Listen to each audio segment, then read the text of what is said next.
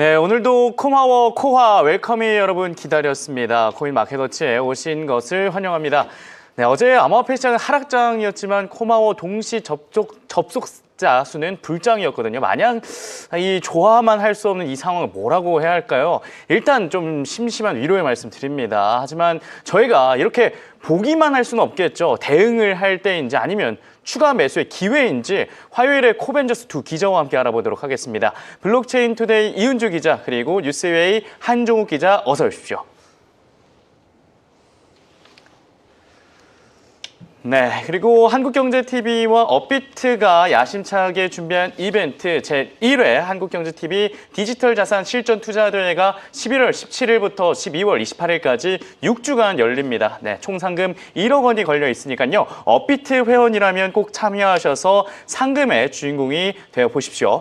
참가 기간 중에 새로 또 가입한 업비트 회원에게는 3만 원 상당의 비트코인도 드린다고 하니까 아직 회원 가입을 안 한 분이라면 가입해서 비트코인도 받으시고요. 제1회 한국경제TV 디지털 자산 실전 투자대회 많은 관심과 참여 부탁드리겠습니다. 저도 참여할 겁니다. 함께 1억 원 상당의 상금을 함께 노려보면 좋을 것 같습니다.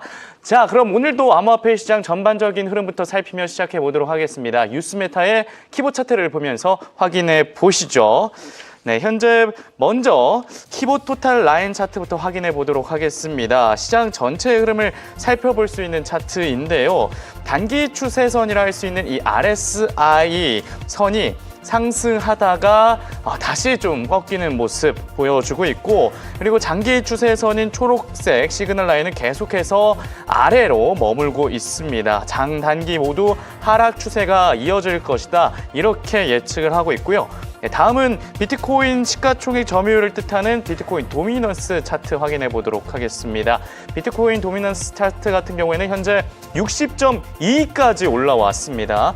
60.22%인데 어제 방송 시간 59.54%보다 훨씬 더 비중이 높아진 모습이거든요. 그래서 알트코인의 비중이 줄어들고 있다. 그래서 지금 비트코인 쪽으로 흐름이 가고 있고 알트코인은 좀 빠져나가고 있다, 이렇게 해석을 또 할 수 있겠습니다.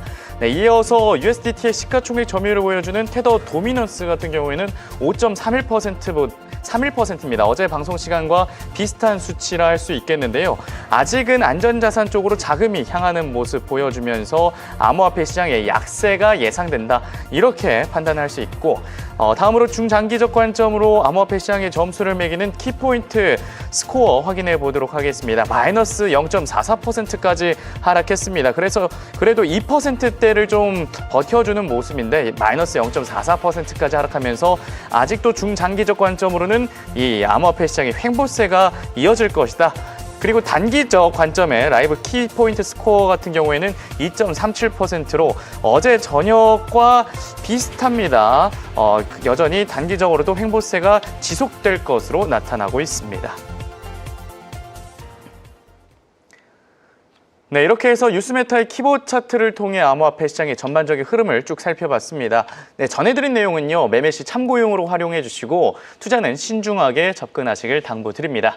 네, 그럼 이제 주요 코인의 시황을 자세히 알아보도록 하겠습니다.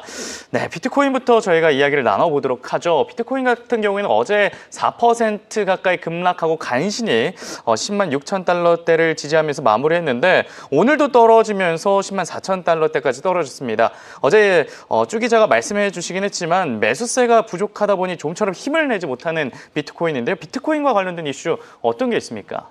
네, 우선 웰커미 분들이 많이 속상해하실 것 같아서 그쵸. 네, 처음부터 좀 저도 개인적으로 속상한데 네. 이럴 때일수록 저희가 이제 포모를 좀 막고자 냉철하게 분석을 하니까 저도 네. 이제 안경을 쓰고 조금 더 시장을 네. 냉정하게 바라보려고 지금 노력하고 있습니다. 냉철함을 지키기 위한 안경을 쓰고 오셨네요. 네, 그렇습니다. 네. 웃는 게 아니지만 그렇죠.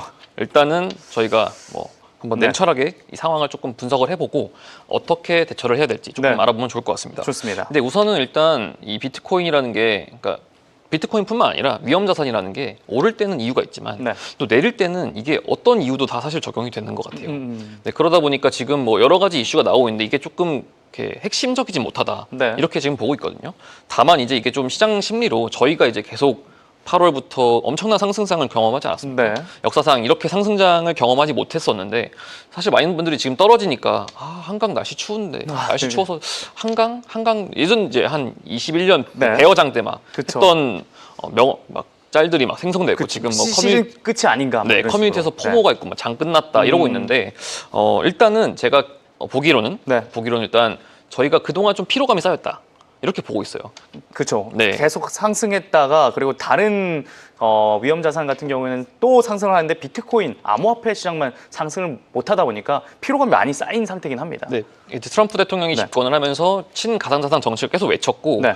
요 기조에 따라서 계속 갔단 말이죠. 잘 갔어요. 그쵸. 잘 갔는데 이제 뭐 미국 정부 그 셧다운을 시작으로 해서 그 전부터는 또 이제 지방은행의 그런 이제 신용 리스크가 있었고 네. 뉴욕 지방은행에 계속 그런 것들이 이제 좀 피로감이 쌓였었는데 사실 이런 것들이 한 번에 좀 나온 게 아닐까 싶고 그렇기 때문에 또 다가온 연방준비 제도의 그 금리 인하 시그널을 네. 조금 주목할 필요가 있을 것 같습니다. 네. 저희가 이제 계속 8월부터 이제 연준이 QT 종료와 함께 그 추가 금리 인하를 할 것이다 이렇게 좀 예측을 했었는데 그렇죠. 네, 지금 일단 두 차례를 추가 금리 인하했죠. 네. 25베이스 포인트를 인하를 했는데 지금 한 차례가 남았습니다. 한 차례가 남았는데 이게 약간 또 금리 인하를 한다니까 또 너무 정확하게 금리 인하가 딱딱 떨어지잖아요. 네. 이러면은 좀 시장의 기대감들이 선반영되었던 것들이 이제 실제로 일어나니까 이제 조금 미국 주식 한번 해볼까? 비트코인 좀 처리하고 정리 좀 하고 미장이나 뭐 아니면은 뭐 금이나 좀 사볼까? 국장도 네, 그렇고. 이런 심리가 네. 있을 수도 있고요. 국장도 같이 터지니까 네. 기존에 있던 그 포트폴리오들이 좀 분산이 되는 것 같아요.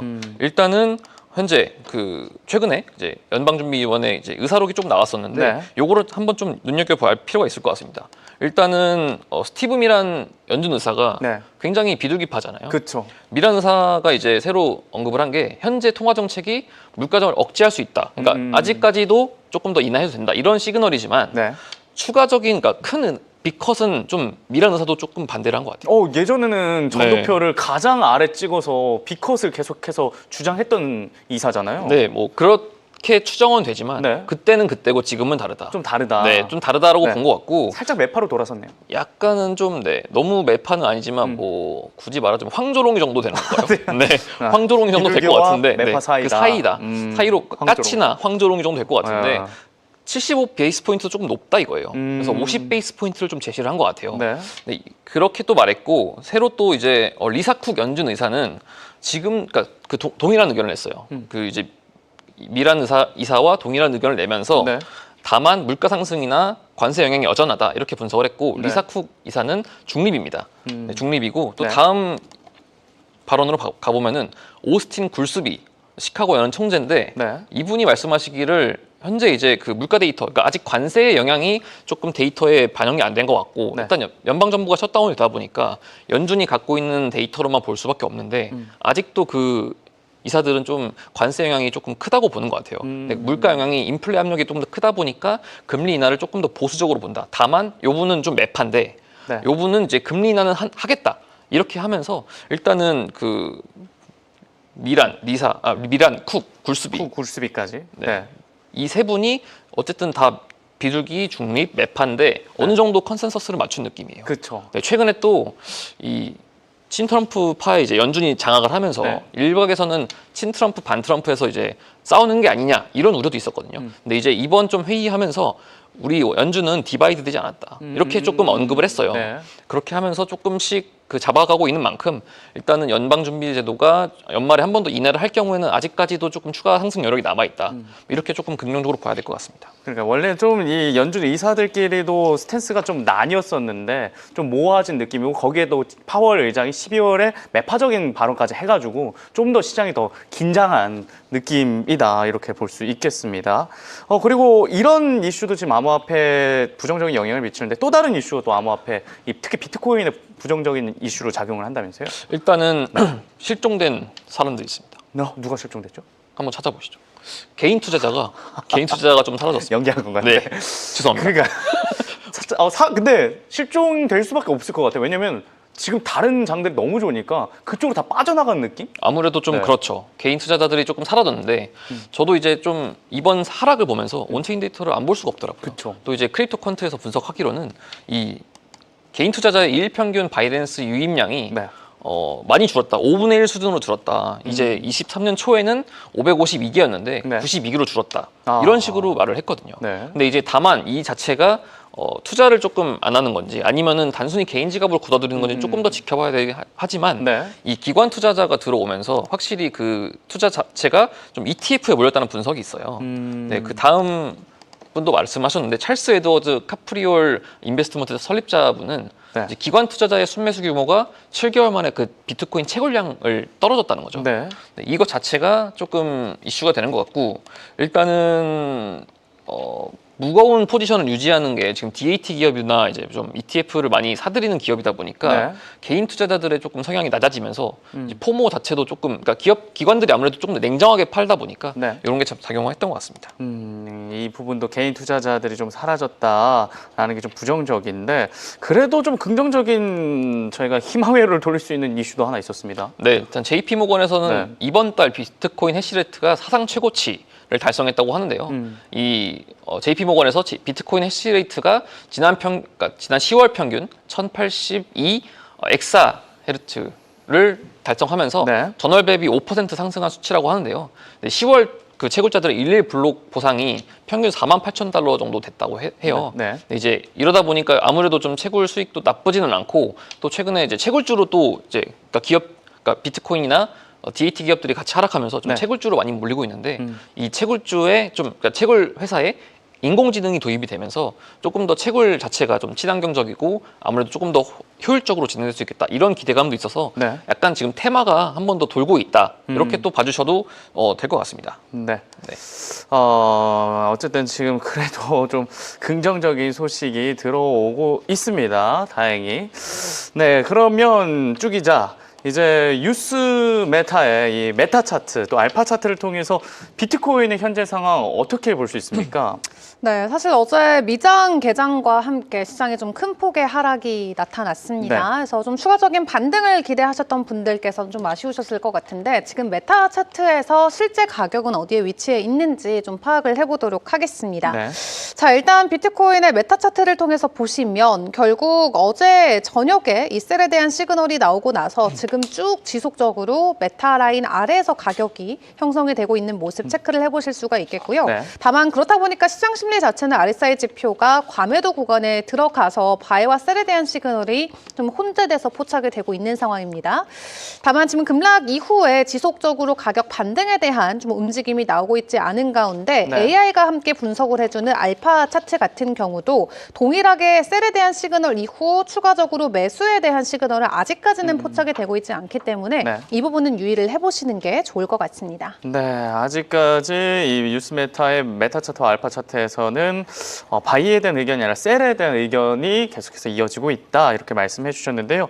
비트코인의 온체인 데이터 상에서 거래 흐름은 어떻습니까? 네, 사실 온체인상으로 놓고 봤을 네. 때도 그리고 차트적인 관점에서 놓고 봤을 때도 시장의 어려움은 지속될 수 있겠다라는 게 결론이 될 것 같아요. 네. 어제도 좀 여러 인사들의 발언들을 빌려서 이번 주도 쉽지 않지 않을까라는 의견을 드렸었는데 실제 차트상에서도 굉장히 유사한 흐름들이 나오고 있습니다. 일단 바이낸스가 가장 많은 거래량을 가지고 가고 있기 때문에 바이낸스를 기반으로 해서 우리가 좀 예측해 볼 수 있는 데이터가 있어서 가지고 와봤는데요. 네. 이게 짝수해 패턴과 홀수해 패턴이 바이낸스 쪽에서는 좀 나뉘고 있다고 해요. 그러니까 2020년, 22년, 24년 같은 경우는 폭발적으로 거래소 안으로 비트코인이 많이 들어왔었대요. 네. 11월에요. 그렇기 때문에 결국 폭발적 유익은 추가적인 매도 압력의 증가로 풀이를 하기 때문에 급격한 단기 조정 혹은 변동성의 확대해였다라고 하고요. 지금이 2025년이기 때문에 홀수해죠. 네. 홀수 패턴 같은 경우는 비교적 조용한 축적의 모습을 보였다고 합니다. 네. 19년, 21년, 23년 같은 경우는 짝수의 해보다는 확실히 유입이 좀 미미하고 감소했던 모습들이 있었기 때문에 지금 25년이니까 차라리 많은 유입이 들어와서 추가 하락을 하는 것보다 네. 홀수의 해 패턴이 다시 한번 반복이 돼서 이 우리가 옥토버가 없었지만 이 노벰버는 그래도 추가 하락을 막아야 되는 좀 해가 되지 않을까, 한 달이 되지 않을까라는 생각이 들고요. 네. 일단 말씀을 계속해서 반복적으로 드렸던 게 이게 고래들이 팔고 개인들이 바치는데 그 물량 손바뀜의 차이 때문에 추가 하락이 계속 나오고 있다였잖아요. 네. 실제로 ETF 쪽에서의 순유입도 급감하는 모습이 보여지고 있습니다. 거의 보이지 않지만 저 맨 마지막에 캔들 3개가 아주 점처럼 찍혀 있거든요. 오른쪽에. 저 3개요? 네, 저 찍혀 있는 거예요. 진짜 안 보이네요. 네. 안 보이죠. 네. 근데 이게 지금 작년에 비트코인 ETF 출시하고 지금까지의 전체 데이터입니다. 네. 그러면 확실히 기존보다는 물량이 적게 들어오고 있구나가 한눈에 보이는 상황인데 네. 이게 주간 기준으로 순유입이 지금 개당 600개 정도밖에 안 된대요. 과거에는 10,000개 정도의 비트코인이 주간 단위로 ETF에 들어왔었는데 네. 지금은 10,000개가 600개로 줄었다는 것은 기관들의 총알이 떨어지고 있다라는 시그널로도 풀이를 해볼 수가 있고 네. 실제로 기관 쪽에서 10,000개 이상씩 비트코인을 매주 매집을 해줬을 때 비트코인의 가격 급등으로 이어졌던 사례가 많이 있었거든요. 네. 그렇기 때문에 지금 ETF 쪽에서의 자금 유출이 현재 비트코인 가격에는 하방 압력으로 작용이 되고 있다라고 생각을 해볼 수밖에 없겠습니다. 10,000개에서 600개면 엄청 줄은 거니까. 그렇죠. 네. 지금 뭐 기관들도 이 돈으로 뭐 미증시를 투자할 수도 있고 사실 금 가격도 다시 4,000달러대를 좀 횡보를 해주면서 모든 자산들이 우상향하는 모습들이 계속 나오고 있어서 그쵸. 다른 좀 도피처를 찾고 있는 것인지 어떤 의미의 유입 급감인지는 조금 더 지켜봐야 될 것 같습니다만 네. 지난 3주 동안 일단 기관 쪽에서 지속적인 순유입 급감이 있었다라는 팩트를 저희가 체크를 해봐야 될 것 같고 네. 그리고 이 지표 같은 경우는 이제 실현 점유율이라고 해서 단기 보유자들과 장기 보유자들이 얼마나 빨리 매도하고 있는지에 대한 지표를 보여주는 겁니다. 네. 오른쪽이 장기고 왼쪽이 단기인데 보시면 단기 보유자들 같은 경우는 지금 실현가 대비해서 좀 지표가 낮고 그리고 롱텀 홀더들 같은 경우는 실현가 대비해서 이 초록색 차트가 더 위로 올라와 있잖아요. 네. 한마디로 단기 보유자들이 더욱더 빨리 좀 팔고 있는 그런 움직임들을 보여주고 있는 겁니다. 안 그래도 그럴 것 같아요. 네, 그래서 장기와 단기 보유자들 같은 경우는 두 주체 다 모두 매도의 압력세가 강해지고 있지만 7월 이후로 본격적으로 매도 국면에 들어가고 있는 모습들이 포착이 되고 있고요. 네. 특히 10월 돼서는 아주 두 주체가 동반적으로 비트코인을 매도하는 흐름들이 포착이 되고 있습니다. 네. 그렇기 때문에 신규 진입자들 입장에서는 가격이 계속 떨어지는 게 뭐 메리트로도 보일 수 있지만 시장의 포모 심리가 더 자극이 돼서 매수 중단에 대한 좀 이유를 만들어줄 수가 있기 때문에 추가적인 패닉셀로까지도 발생이 될 수 있다라는 데이터 분석도 있고요. 네. 그리고 지금 보시는 것처럼 이 마이크로 스트래티지의 비트코인 보유 프리미엄도 굉장히 하락을 하고 있습니다. 기존에는 비트코인을 보유하고 있는 것 가치 대비해서 프리미엄이 굉장히 높았다면 지금은 실제로 그 프리미엄이 많이 빠지면서 이 DAT 기업들, 기존의 기업들이 강하게 매수해줬던 그 매수 주체 매수세도 굉장히 네. 감소하고 있는 상황인데 스트래티지 같은 경우도 지난 분기 동안 43,000개 정도의 비트코인을 매집해줬는데 이게 올해 최저로 매집을 해준 구간이었고요. 메타플라닛 같은 경우도 아예 지금 시가총액보다 비트코인을 보유하고 있는 금액이 더 커서 이 DAT 기업들의 가치에 대한 이 의구심이 계속해서 시장에 네. 커지고 있습니다. 그렇기 때문에 기관들, 기업들 입장에서도 내가 더 사고 싶어도 우리 주식 가치보다 내가 보유하고 있는 비트코인 자산의 가치가 더 높아버리면은 그쵸. 이 주가 자체에 대한 밸류에이션이 완전히 다시 재조정되고 재정립돼야 되는 부분이기 때문에 옛날만큼 과격하게 못 산다는 거거든요. 과감해질 수가 없는 상황에서 네. 기업과 기관이 모두 현재는 비트코인에 대한 공격적인 매수세를 해주지 않는다라는 점에서 추가 상승에 대한 기대감보다는 조금 하방에 대한 압력이 강해질 수 있겠다라는 의견들이 많이 나오고 있습니다. 네. 다만 지금 우리가 바닥 매수를 준비하고 있지 않나라는 지표도 있는데요. 지금 바이낸스로 들어오고 있는 스테이블 코인의 달러 유입량이 엄청나게 올라가고 있습니다.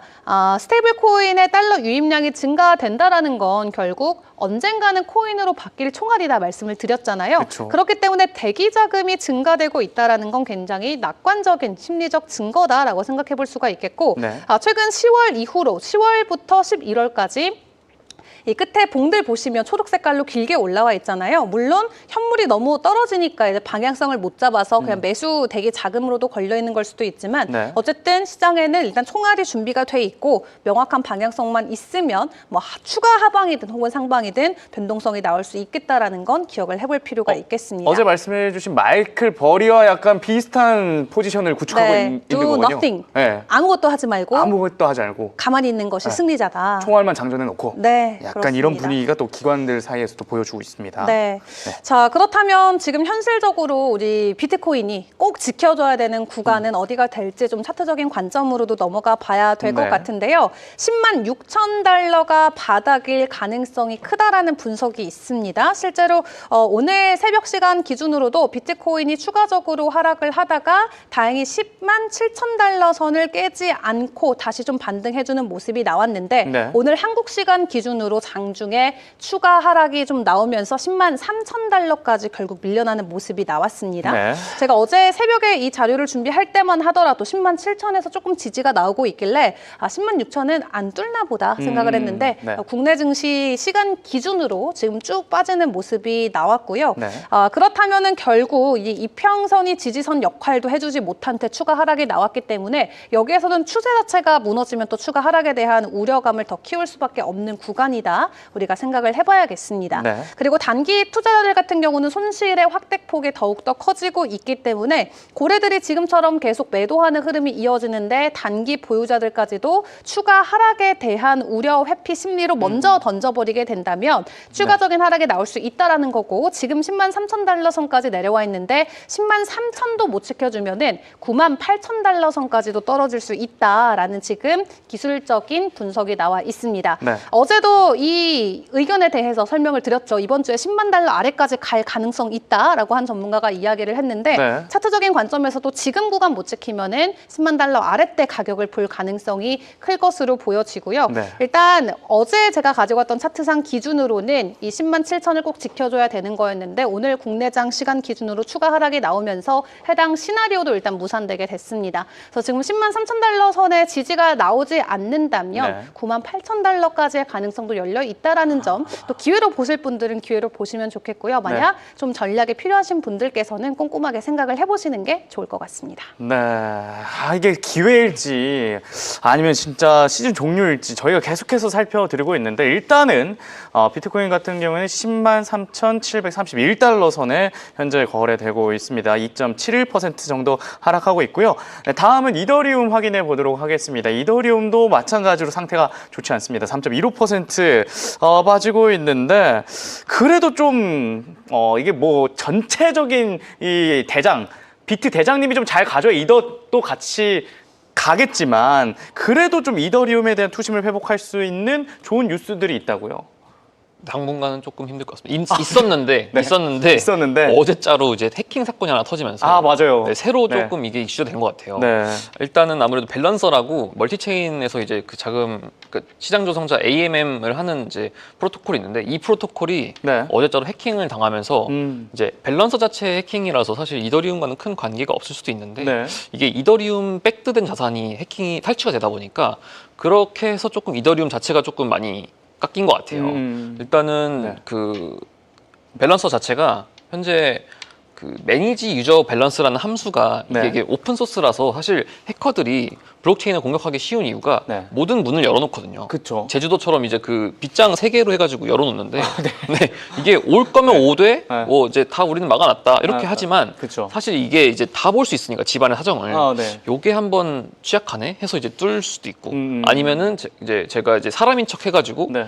이제 뭐 예를 들면 캐스터님께서 이제 개발자라고 하면은 사람인 척해 접근을 하는 거예요. 아. 그러다가 뭘 누르면은 바로 피싱을 하는 뭐 이런 식으로 탈취를 계속 하거든요. 그런 네. 탈취가 좀 가능하군요. 네, 이번에는 스마트 컨트랙트를 탈취를 했는데 네. 쉽게 말해서 이제 그겁니다. 자금을 원래 이제 은행에 가면은 자금을 인출할 때 이제 뭐 신분증이랑 얼굴을 확인하고 내야 되는데 그리고 이제 그 은행에 그 사람의 고객이 예금이 있어야 되는지 확인을 해야 되는데 네. 이 매니저 유저 밸런스라는 그 함수를 해킹을 했는데 이제 그러다 보니까 이제 그냥 신청한 사람의 그 이름으로 주는 거예요. 그러니까 고객 확인이 안 되고 네. 네, 그렇게 해가지고 계속해서 이더리움을 빼간 거죠. 아. 네, 이더리움을 빼가다 보니까 네. 기존에 있던 그 이더리움에 만약에 이게 셀하게 되면 한 번에 이제 빅숏을 하거나 네. 이렇게 되면 좀 충격이 있지 않습니까? 가격에 움직임이 네. 있겠죠. 그래서 거의 7% 가까이 순간적으로 빠졌었고 네. 다만 이게 이제 한 70% 정도는 동결을 했다고 하니까 일단은 조금 사태를 지켜볼 필요는 있는데 네. 이번 사태가 거의 1억 달러 가까이 발생하면서 올해 일어났던 것 중에 3번째입니다. 네, 그 바이비트에서 발생했던 사건 이후로 네. 3번째로 큰 해킹 사건이 하필 또 이제 연말에 좀 저희가 스트레스 받고 네. 자, 금 많이 가는데 비트는 지금, 안 네. 가고 근데 이더리움이까지 속썩인다? 이렇게 되니까 사실 장남 차남이 속썩이니까 네. 이제 부모로서는 좀 화가 날 수밖에 없는 거죠. 그렇죠. 알트도 그래서 흔들릴 수밖에 없고. 맞습니다.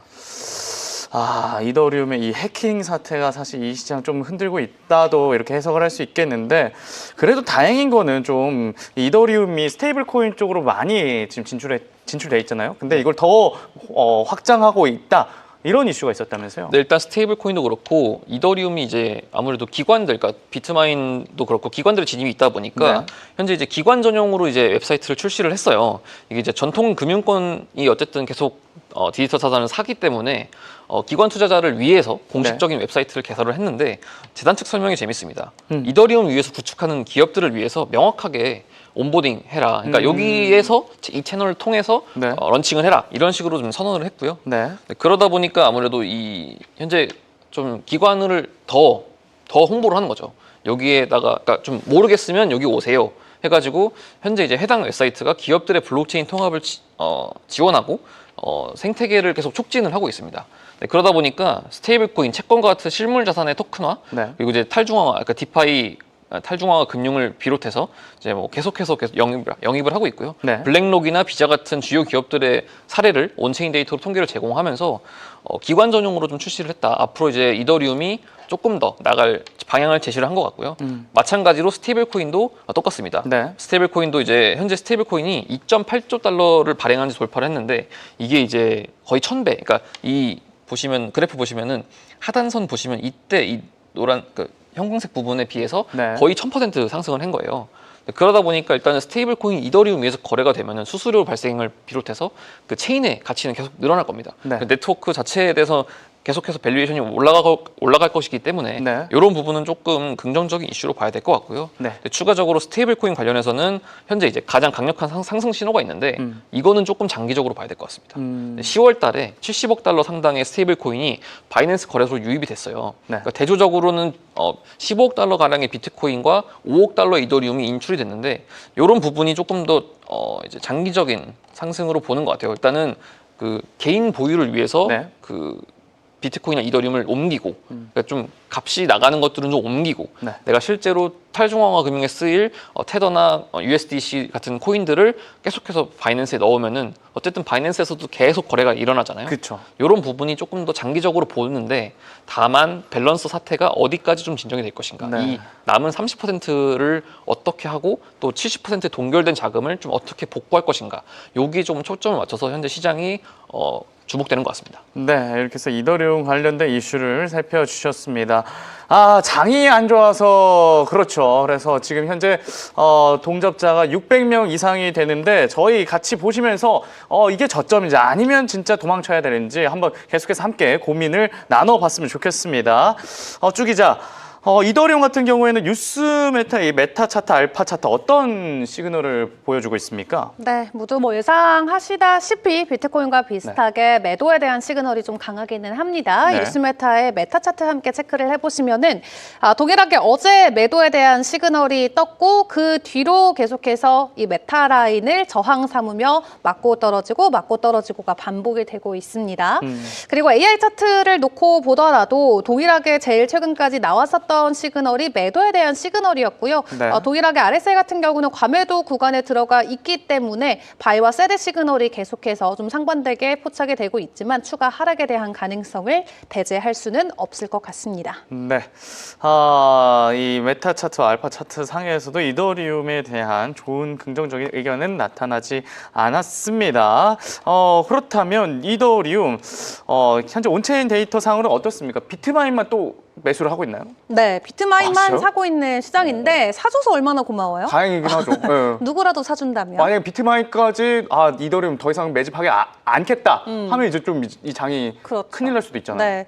근데 간밤 트럼프 대통령의 발언도 사실 굉장히 중요하긴 했는데 네. 지금 중국 쪽이 다시 비트코인과 암호화폐 시장에 눈독을 들이고 있다라고 하면서 우리가 그 포지션 놓치면 안 된다.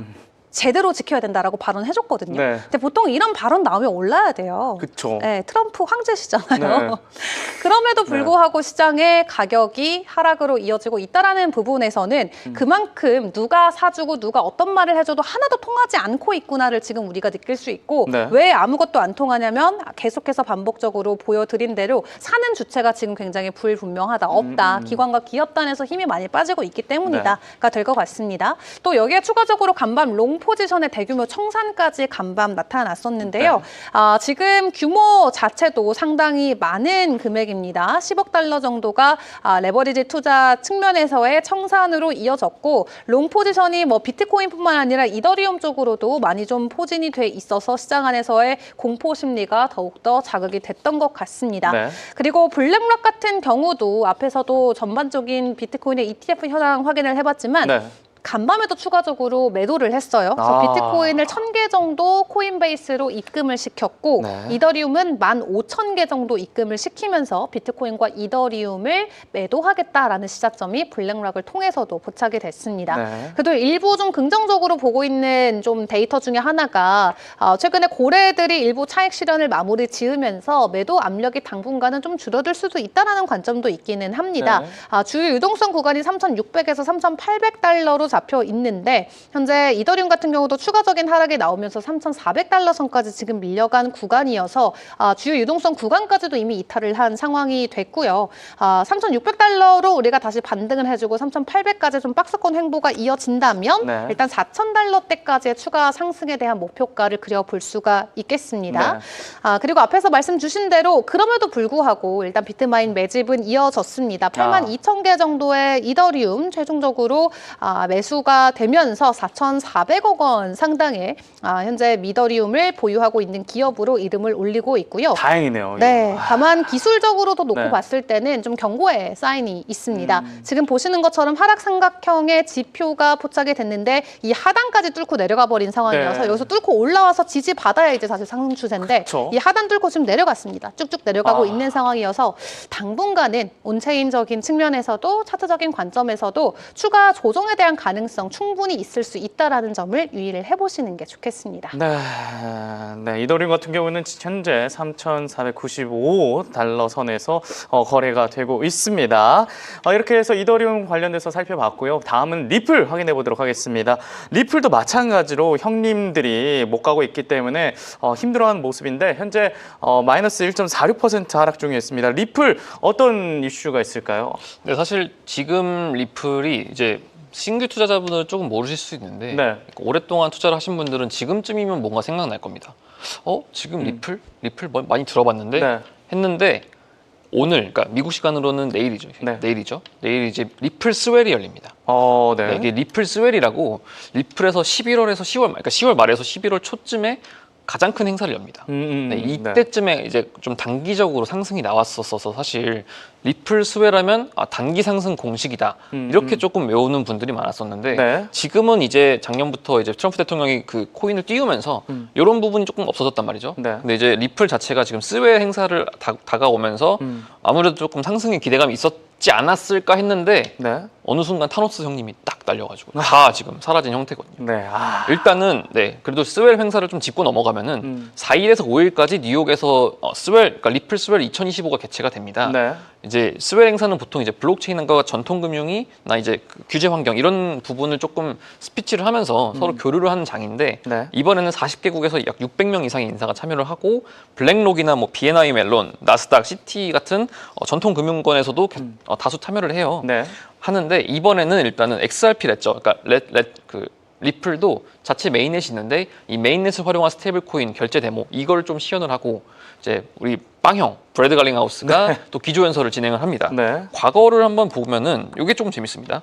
2017년 샌프란시스코 행사를 했었을 때는 네. 이제 이때 리플이 그 당시 초창기에는 한 3가지 정도의 핵심 그 모듈이 있었거든요. 네. 이 어쨌든 리플 자체가 스위프트망을 대체하는 그 송금 혁신을 하다 보니까 이런 정산 시스템을 계속 발표를 했는데 이때 이제 엑스래피드라는 시스템을 발표를 했어요. 네. 이때는 거의 2배 가량, 그러니까 200% 가까이 급등을 했었고. 리플 가격이요? 네, 이때는. 네. 2018년 토론토 행사에서는 또 이제 머니그램이라는 그 프로그램을 확장하면서 50% 상승을 했습니다. 네, 또 19년에는 싱가포르에서 또 네. 추가로 30% 가까이 상승을 했고 이때는 뭐 특별한 이유는 없었지만 상승을 했습니다. 어쨌든 이제 두 차례 정도 스웰에서 모두 상승을 했으니까 네. 이때도 좀 기대감이 있었겠죠. 그러면서 또 계속해서 근데 이제 그 이후로는 이제 SEC 소송을 맞으면서 조금 주춤했다가 사법 리스크가 그때 걸렸군요. 네, 이제 그 주춤을 했다가 지난해 이제 10월쯤에는 마이애미에서 행사를 했는데 네. 이제 어쨌든 마이애미가 좀 상징적이지 않습니까? 트럼프 대통령의 별장도 있는 곳이고 네. 사실 마러라고라는 별장도 있고 네. 하니까 또 이때는 좀 10% 그러니까 어쨌든 이때 당시도 리스크가 있다 보니까 법정 리스크가 있다 보니까 조금 단기 상승이 그쳤는데 네. 올해도 그래서 트럼프 대통령도 있고 뭐 저희가 저번 주에 얘기했듯이 리플에서 또 트럼프 대통령의 그 백악관 이슈가 이런 것들을 좀 보수를 해줬는데 네. 좀 오르지 않겠냐 이런 시선이 있었지만 결국에는 일단 추가적인 그 블랙홀 같은 이슈들, 밸런스 해킹 이런 것들이 조금 잡아먹으면서 네. 조금 아쉬운 모습을 보였고요. 보통- 다만 또 이제 너무 또 스웰 앞두고 이렇게 빠지니까 좀 걱정을 하시는 분들이 있는데 어쨌든 리플은 꾸준히 자신들 일을 합니다. 네. 지난주에 같은 경우에 이제 리플 프라임을 출시를 하면서 기관 투자자를 진입을 했는데 또 이번에 또 좋은 소식이 있습니다. 네. 이건 그래도 좀 긍정적이네요. 스웰도 안 통하는 지금 리플인데. 네, 스웰도 안 통하지만 어쨌든 우리는 할 일을 한다. 이런 마인드로 지금 가고 있는데 네. 이제 디지털 자산 현물 OTC를 지원을 한다고 해요. 이제 그러니까 리플이 미국에서 기관 대상으로 이제 RLUSD나 XRP 등 수십여 종에 대한 코인의 그 현물 OTC 거래를 지원하면서 이 본격적으로 리플의 시대가 좀 진입을 했다. 이렇게 좀 보시면 될 것 같고 네. 추가적으로 또 소식이 하나 있는데 네. 또 펠리세이드라는 기업을 하나 인수를 했어요. 리플. 네, 여기가 이제 기업. 월렛이랑 커스터디 기업인데 어. 아무래도 이제 당연히 거래를 할 때 가장 또 중요한 게 안전성이지 않습니까? 네. 커스터디를 하고 또 지갑을 하는 기업을 인수를 하면서 사실 네 번째 인수인데 좀 알짜배기들을 인수를 하고 있다는 생각이 들어요. 네. 네, 뭐 스웰 행사를 비롯해서 계속해서 리플의 움직임은 좀 지속되고 있다고 보시면 될 것 같습니다. 네. 리플이 스웰이라는 행사를 앞두고도 힘을 못 받는 부분이 있는데 리플 관련해서 뉴스메타의 메타 차트, 알파 차트에서는 어떻게 지금 현황이 보여주고 있습니까? 네, 이더리움과 사실 동일합니다. 계속해서 메타 라인에 좀 저항을 막고 추가 하락하는 모습들이 어제부터 해서 쭉 이어지고 있는 상황이고요. 최근에 셀에 대한 시그널 이후에 이렇게 라인을 저항선 삼아서 지속적인 하락세가 이어지고 있습니다. 리플도 어느덧 2.2달러까지 다시 가격 되돌림이 나오고 있는 상황이고 AI로 함께 확인해보는 알파 차트 같은 경우도 여전히 셀에 대한 시그널 이후에 이렇다 할 만한 반등의 시그널이 보여지고 있지는 않은 상황입니다. 네. 이렇게 해서 메타 차트와 알파 차트 흐름까지 살펴주셨는데 리플 진짜 2달러에서 2.5달러 사이를 계속해서 와리와리 가리가리 하는 느낌인데 리플의 전망 어떻게 보고 계십니까? 네, 리플 같은 경우도 중요한 이벤트를 앞두고 있음에도 불구하고 네. 주간 기준으로 15%, 하루 만에는 6% 넘는 하락이 나오면서 2.25달러 선을 지나가고 있습니다. 차트적인 관점에서도 사실 이더리움이나 비트코인 같은 경우는 추가 하락에 대한 이 하락 채널이 명확하게 보여지고 있는 반면 네. 리플은 지금 구간에서의 지지가 어떻게 나오냐에 따라서 또 방향성이 엇갈릴 수 있는 가능성이 있어 보이거든요. 네. 지금 이 2.2달러에서 2.3달러 사이의 박스권을 유지를 해준다면 지지 이후에 다시 3달러까지 반등할 수 있는 가능성도 있고요. 만약 이 해당 부분의 박스권 유지가 어렵게 된다면 2달러 아래까지 하락할 수 있는 가능성까지도 동시에 열려있는 상황입니다. 조금 더 구체적으로 본다면 동일하게 삼각수렴 차트가 나오고 있는 상황인데 아까 이더리움은 여기 지지를 깨고 내려간 상황이어서 추가 하락에 대한 가능성 우리가 키울 수밖에 없겠다 말씀드렸었는데요. 네. 리플 같은 경우는 일단은 이 안에 차트가 머물러 있기는 합니다. 지금 2.26달러인데 2.3달러에서 2.2달러 안에서의 지지만 잘 받쳐준다면 2.6달러의 저항을 뚫고 스웰 이벤트와 함께 홀로 좀 독주할 수 있는 무대가 그려질 수 있을지 일단 이벤트와 함께 가격 변동성을 예의주시하시는 게 좋겠습니다. 네. 이렇게 해서 주요 코인의 이슈와 차트 상황, 거래 흐름까지 살펴봤습니다. 차트 분석과 전문가 의견은 참고로 봐주시고 투자는 신중하게 접근하시길 바랍니다. 네, 이어서 시청자 문의 코인과 함께 특이점이 온 코인을 소개하는 코너입니다. 코인 레이더 바로 시작해보겠습니다.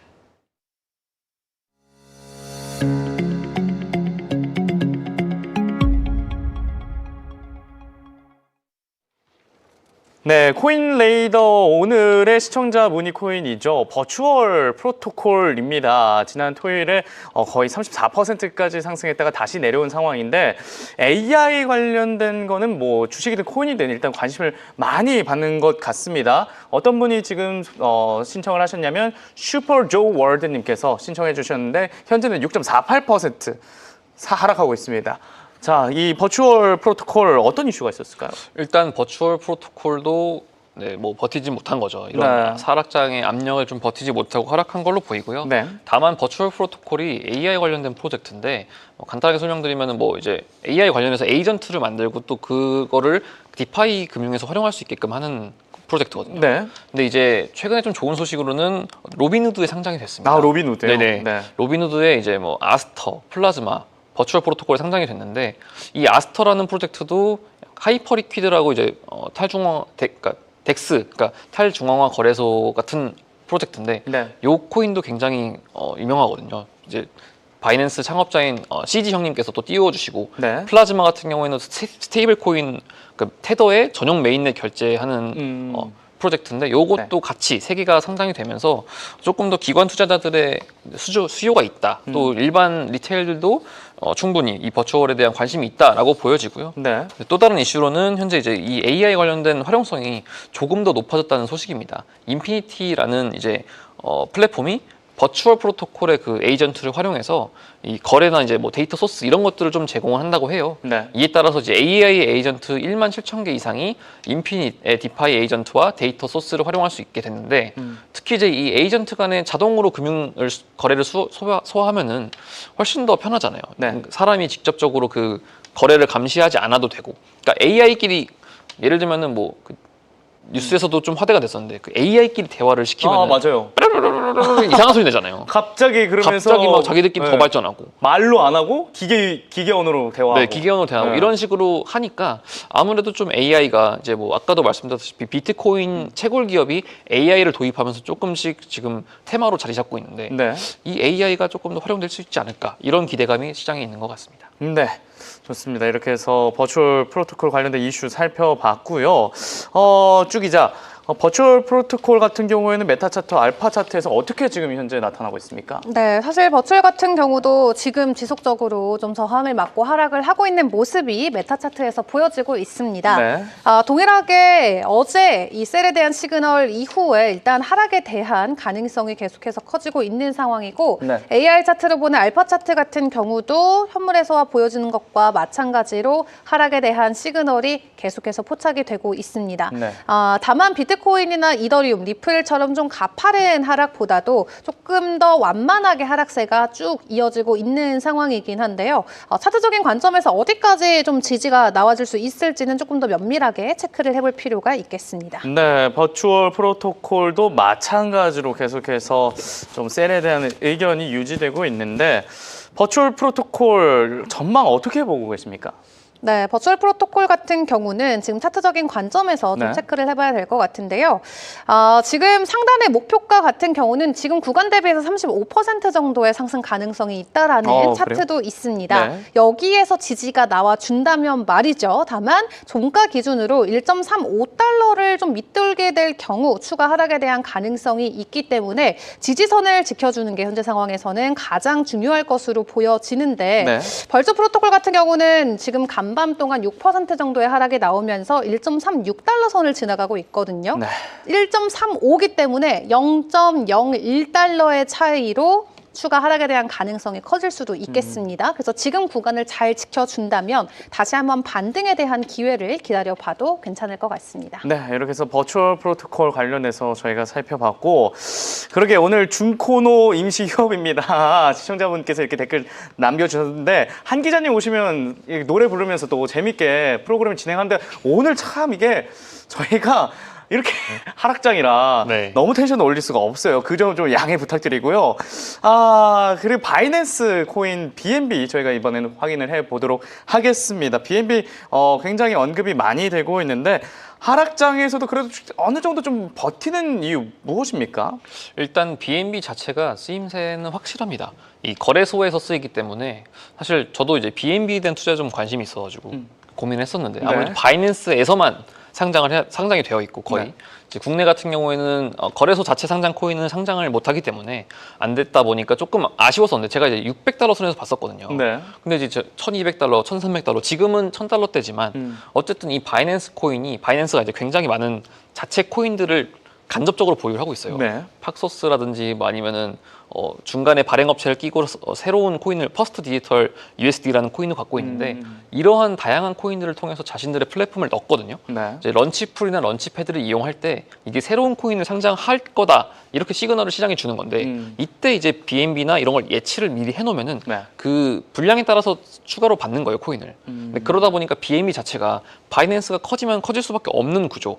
다만 과거에 FTX도 FTT 토큰 사태가 있었듯이 네. 조금 이제 자체 코인이라는 게 리스크가 있지만 그런 부분을 조금 염두를 해두고 이제 투자를 해야 하는데 일단은 바이낸스 자체는 원활하게 돌아가고 있고 저희도 네. 이제 온체인 데이터로 주로 바이낸스를 보다 보니까 바이낸스는 문제가 없는 상황입니다. 문제가 없는 상황에서 네. 이제 최근에 풀려난, 그러니까 완벽하게 풀려난 족쇄를 풀고 딱 일어난 이카루스, 저희 이카루스인 자우창퍼? CG 형님, 네. CG 형님이 발언에 주목할 수밖에 없는 상황입니다. 네. 네, 이제 최근에 또 이제 CG 형님이 계속해서 트위터를 굉장히 열심히 하셨어요. 방구석인지 본인의 집인지 정확히 모르지만, 네. 네, 대저택인지 모르지만 굉장히 트윗 활동을 많이 하셨는데 그렇죠. 최근에 이제 그 금 강세론자인 피터 시프라는 분이 계신데 이분한테 직접적으로 좀 그 네. 싸움을 요청합니다. 싸움을요? 네, 사실 저희 어떡해요? 네. 과거에 이제 저희가 미국 주식에서도 이제 그 일론 머스크와 그 마크 주커버크가 이제 UFC 간다. 아, 네. 뭐 이런 소식 굉장히 화제됐지 않습니까? 끼고 막 싸운다. 진짜 네. 만나서 그런 네. 식으로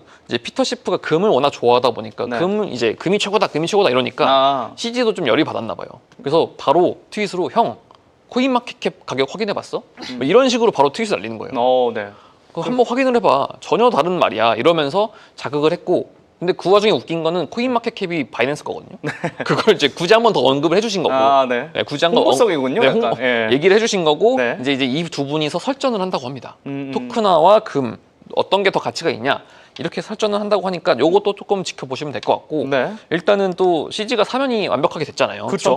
트럼프 정부에서 사면권을 부여받고 이제 이사나 이런 책임자도 오를 수 있는 위치로 갔는데 이제 최근에 트럼프 대통령이 인터뷰를 했어요. 뭐 미국을 뭐 비트코인 1등을 만들겠다, 중국한테 질 수 없다 네. 이렇게 발언을 하면서 바이낸스 설립자 사면과 관련해서 또 의견을 냈는데 네. 이거 뭐 전 정부에서 뭐 마녀사냥한 게 아니냐 이렇게 하면서 기자가 또 물어봤어요. CG를 아세요? 그건 모르겠는데요.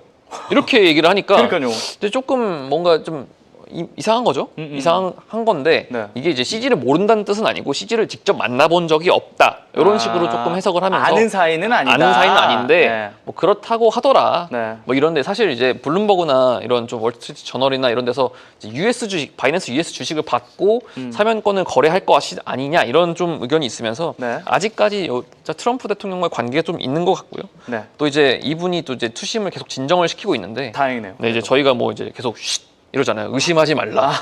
뭐 이번 주 또 롤드컵 결승인데 또 페이커 전용 마크인 네. 조용해라. 이제 퍼드를 좀 너무 퍼드에 휘둘리지 마라. 이런 식으로 좀 얘기를 하면서 좀 약간 간만에 좀 큰형님 같은 따거의 모습을 좀 보여주고 있는 게 아닐까 싶습니다.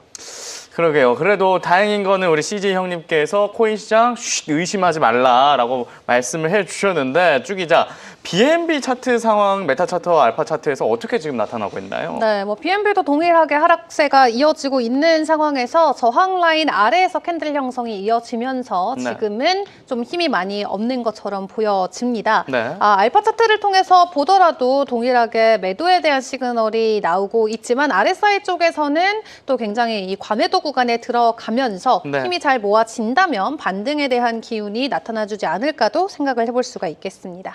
네, 이렇게 해서 메타 차트와 알파 차트를 통해서 확인해 봤는데 BNB의 가격 전망은 또 어떻습니까? 네, BNB 같은 경우도 지금 하락세기형 패턴 안에 차트가 들어와 있는 상황인데요. 모든 저항선을- 코인이 지금 하락세기형이네요. 네, 모두가 지금 다 동일한 그림이에요. 그래서 이거를 돌파를 하냐 마냐의 문제인데 이더 네. 같은 경우는 밑으로 뚫고 아예 내려간 상황이고 비트코인 같은 경우도 주요 지지 라인을 거의 밑돌고 있는 상황으로 보여지는데 네. 몇몇 코인들이 아직 그 지지를 뚫고 내려가지 않아서 조금의 희망을 주고 있는 그런 상황인 것 같습니다. 네. 일단 무효화 조건 자체가 $1,000 아래까지 하락하면 안 된다인데 지금 BNB 950달러까지 내려와 있습니다. 네. 주간 단위로 16% 넘게 하락을 했고요. 또 일간 단위로도 놓고 보더라도 7%의 하락세가 나오면서 주요 지지 구간을 현재 확실히 밑돌고 있는 상황이 보여지면서 상승에 대한 기대감보다는 하락에 대한 가능성을 조금 더 크게 열어두고 지켜보시는 게 좋지 않을까 싶습니다. 네, 이렇게 해서 BNB 전망까지 살펴봤습니다. 시청자분 중에서 까불면 때린다 님께서